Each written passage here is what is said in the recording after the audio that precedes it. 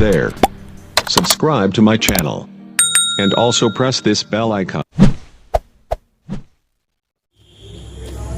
Good morning. आज हम लोग अगला एग्जाम्पल पढ़ेंगे। आप बहुत ध्यान से देखिए, लिखा हुआ है दो धनावेशों के बीच की दूरी 10 सेंटीमीटर है और वे एक दूसरे पर 18 न्यूटन का प्रतिकर्षण बल लगाते हैं। दोनों आवेशों का योग 9 माइक्रोकूलम है, तो उनके अलग अलग मान ज्ञात कीजिए। पहले आप सवाल को समझने का प्रयास कीजिए कि क्या क्या रहे। दो धनावेशों के बीच की दूरी 10 सेंटीमीटर। आप मान लीजिए कि इसमें दो धनावेश हैं, एक को हम Q1 मान लेते हैं, एक को Q2 मान लेते हैं, और दोनों आवेशों के बीच की दूरी कितना है? 10 सेंटीमीटर है, मतलब 0.1 मीटर कह सकते हैं आप। आगे करें कि और वे एक दूसरे पर 18 न्यूटन का बल लगाते हैं, यानी कि Q1 Q2 एक दूसरे पर क्या कर रहे हैं? 18 न्यूटन का बल लगा रहे हैं। ये तो आप समझ ही गए होंगे, यानी कि ये बल का मान दिया हुआ है 18 न्यूटन। फिर आगे कहा गया है कि दोनों आवेशों का योग 9 माइक्रोकूलम है, यानी कि जो इसमें आवेश है और जो इसमें आवेश है दोनों का योग कर दीजिए तो 9 माइक्रोकूलम निकल रहा है। फिर क्या कह रहे हैं देखें, तो उनके अलग अलग मान ज्ञात कीजिए, यानी कि दोनों का योग तो 9 माइक्रोकूलम हो गया, तो इस पर कितना आवेश था और इस पर कितना आवेश था, यानी कि Q1 का मान कितना था और Q2 का मान कितना था, यही आपको बताना है। तो चलिए, सवाल आप अगर मिल जाए तो सवाल को लगाने के लिए आप क्या करेंगे? सर्वप्रथम आप लिखेंगे हल। सवाल पढ़ेंगे, कुछ संभावनाएं दिख रही हैं 2-4-10% लग जाने की। आप क्या लिखेंगे? हल। फिर जो सवाल नंबर रहेगा वो लिखेगा, फिर ये लगाइएगा, ये विस्तार का निशान है, इसका अर्थ है कि हल दूसरे का विस्तार आगे दिया गया है। फिर तुरंत आप क्या लिखेंगे? दिया है।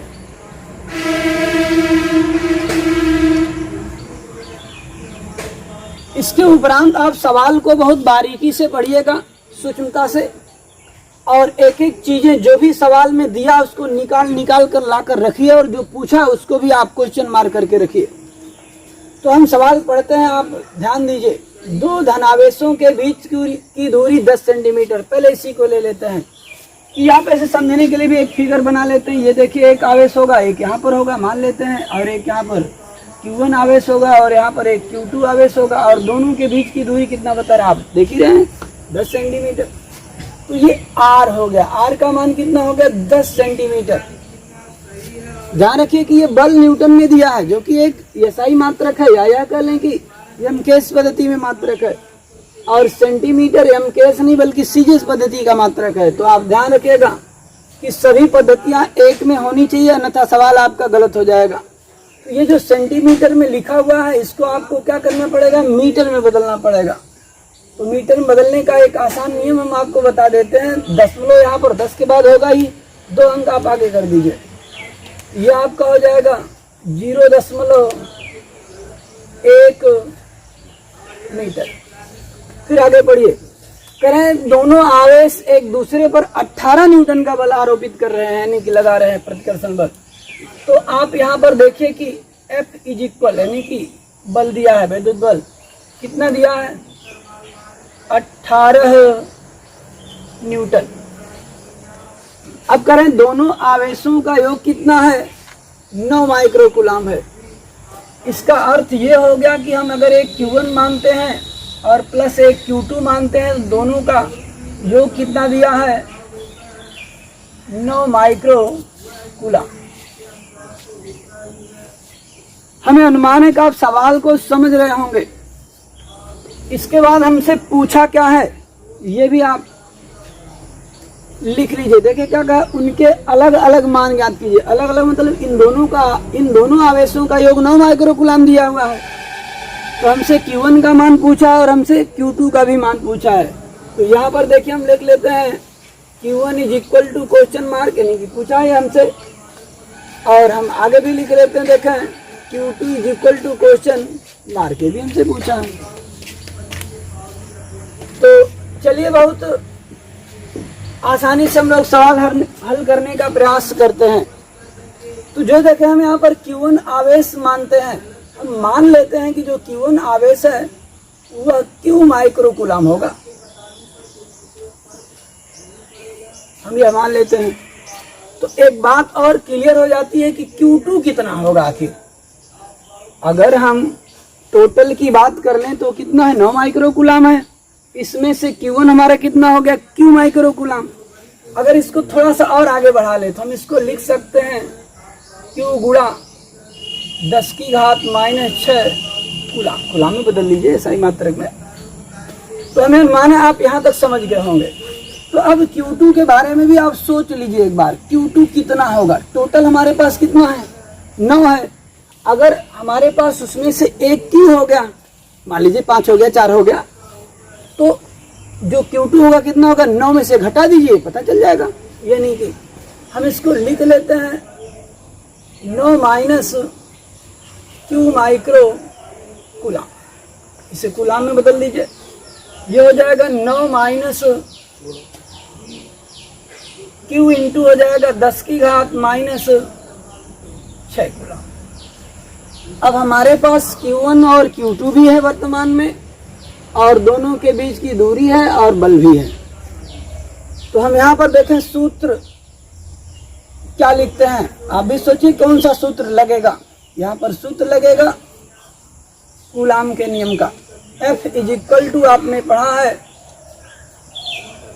1/4 pi epsilon 0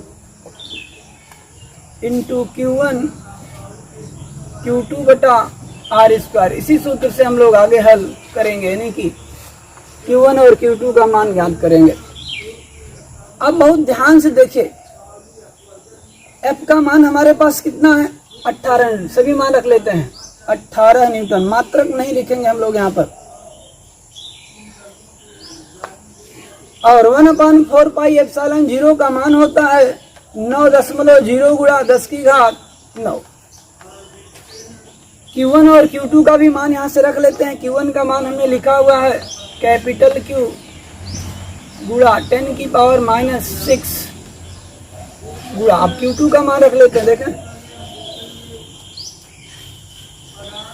9 minus Q into 10 to the power of -6।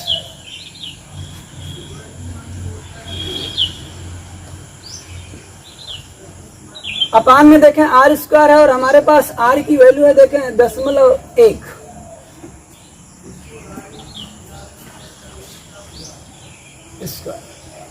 अब हम यहां से Q का मान ज्ञात करने का प्रयास करेंगे। थोड़ा सा डायरेक्टली कर लेते हैं, 9 लिखा हुआ है इसे काट देते हैं, 9 दूना 18, 2 से कट जाएगा, मैंने 9 से कट जाएगा, यहाँ आ जाएगा 2, ये हो गया 2 बराबर। अब आप बहुत ध्यान से देखिए, हम इसमें से यहाँ देखें 10 की घात -6 कॉमन कर सकते हैं। ये दोनों पद में नहीं, कॉमन नहीं, गुणा है, कॉमन नहीं करेंगे। देखें आप ध्यान से, तो हम यहाँ लिख लेते हैं, देखें Q गुणा 9 माइनस Q, इसका और आपस में गुणा कर दिए हैं। बगल में देखें क्या लिखते हैं, 10 की घात -6 गुणा 10 की घात -6, और ये 10 की घात 9 भी था, गुणा 10 की घात 9। हर में चले आते, ध्यान देखें यहाँ पर ये देखें 0.1 का वर्ग करना पड़ेगा आपको। 0.1 का वर्ग, वर्ग का मतलब होता है आपस में 2 बार गुणा। तो आप गुणा कर लीजिएगा। हमें अनुमान है कि आप समझ रहे होंगे। ये देखिए कितना आने वाला है। आप इसको ऐसे करके गुणा भी सीखते चलिए।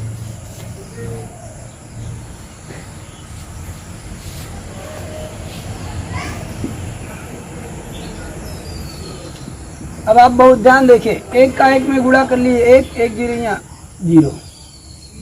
अब फिर इसके बाद देखें 0 का 0, फिर 0 का 0, यह आपका 1 आ गया, 0 आ गया, 0 आ गया। अब देखें गुणा में क्या होता है, दशमलव का ये प्लस करके ही लिखा जाता है, यानी कि यहाँ पे नहीं लिखेंगे, यहाँ पे लिखेंगे। हम इसे 10 के घात के रूप में ही बदल लेते हैं।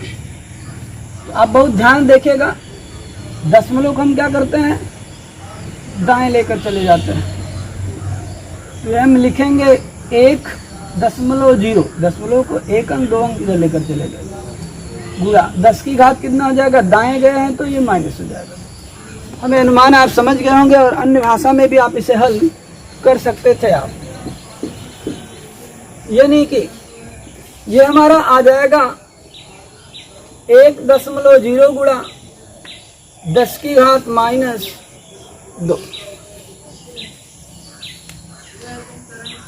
आगे बढ़ते हैं। यहां से देखिए कुछ कटने लायक है तो हम लोग काट पीट देते हैं। ये पद हम इधर कर देते हैं। ये आपका आ जाएगा,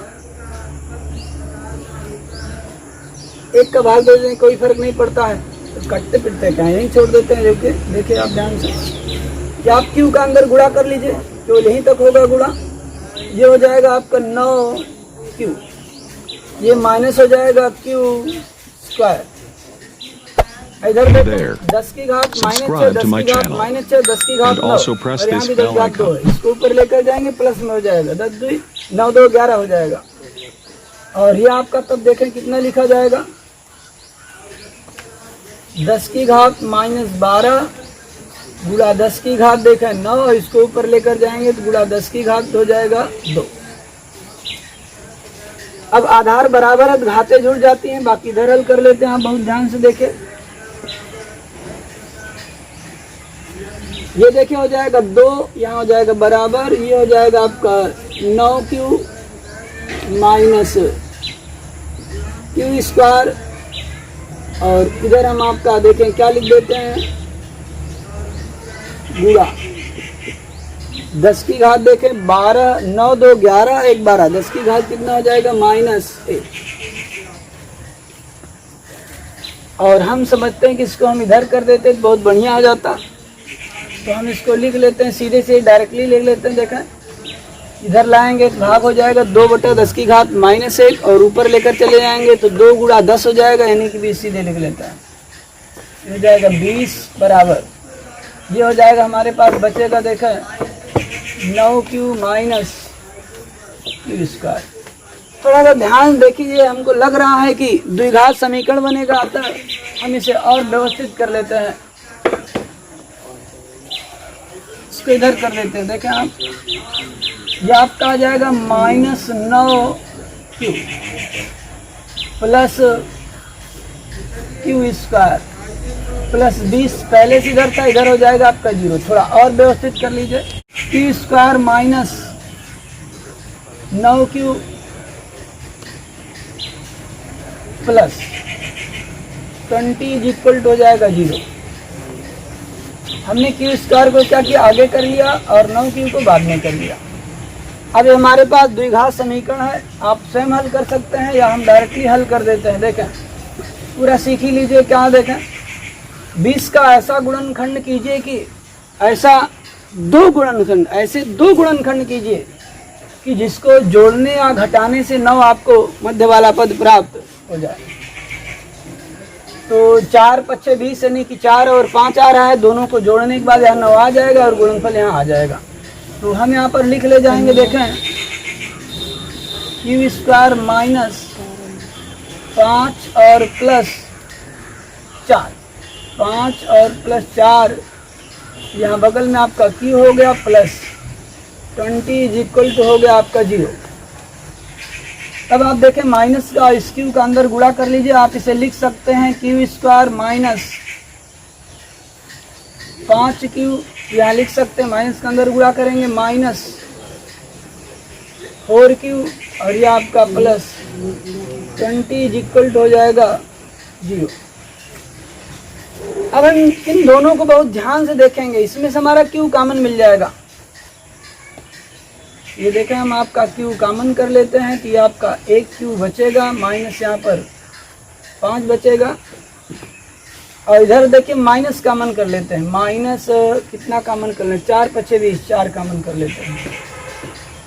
-4 कॉमन हो गया, जिसमें भाग देंगे तो -4q में -4 से भाग देंगे, -4 कट जाएगा, q बचेगा q, और -4 से 20 में भाग देंगे तो माइनस आएगा, 4 पच्छे 20, 5 आ गया, बराबर हो गया 0। हमें अनुमान है कि आप समझ रहे होंगे। इधर हम मिटा देते हैं और तब फिर हल करते हैं।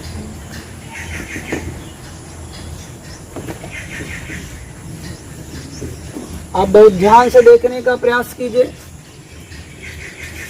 अब इसके बाद इधर आप दिमाग में रखिएगा, हल कर रहे हैं।